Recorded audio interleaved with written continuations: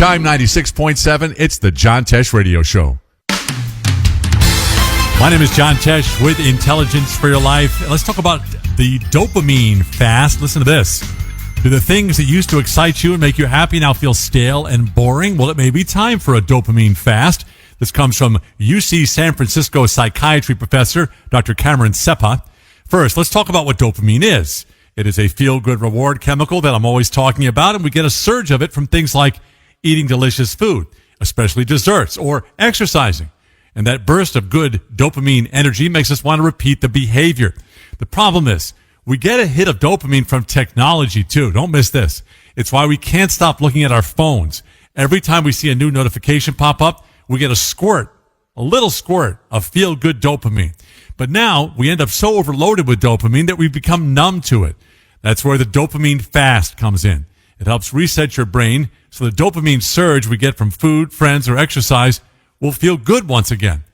What's involved in this dopamine fast? Is it hard to do? Dr. Seppa says you avoid all technology for a couple of hours a day or for a full day, 1 day a month. Yes, it's hard to do.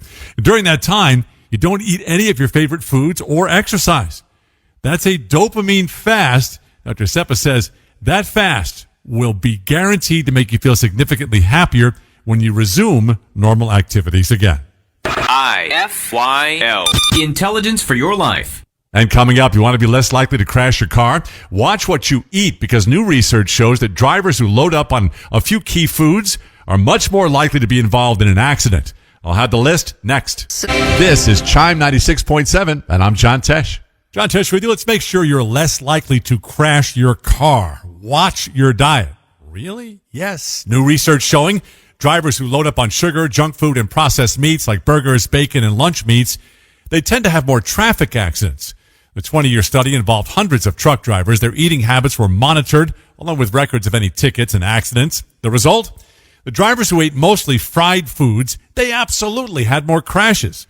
The researchers believe it's because high-fat, high-sugar foods, it triggers fatigue, which will lead to dangerous driving. Isn't this amazing, huh? The National Safety Council has found tired drivers are 3 times more likely to be involved in a crash. You don't have a hard time believing that. Neither do I.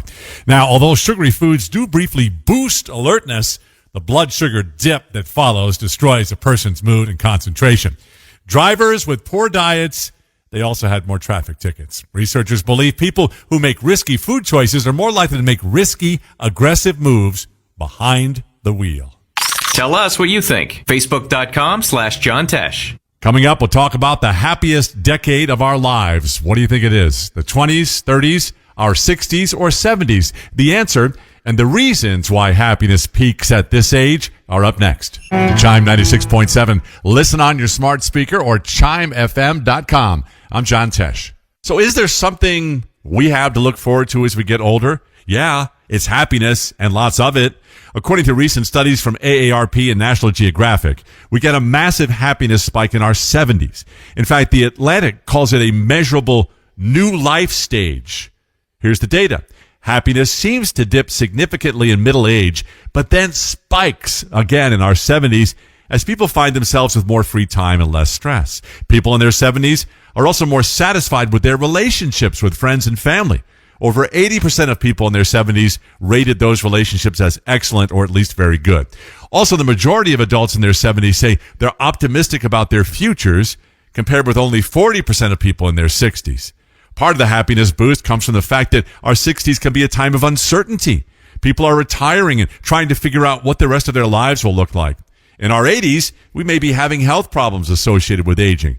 But according to the Milken Institute Center for the Future of Aging, in our 70s, we truly recognize what's important, and we still have the energy and the ability to enjoy it.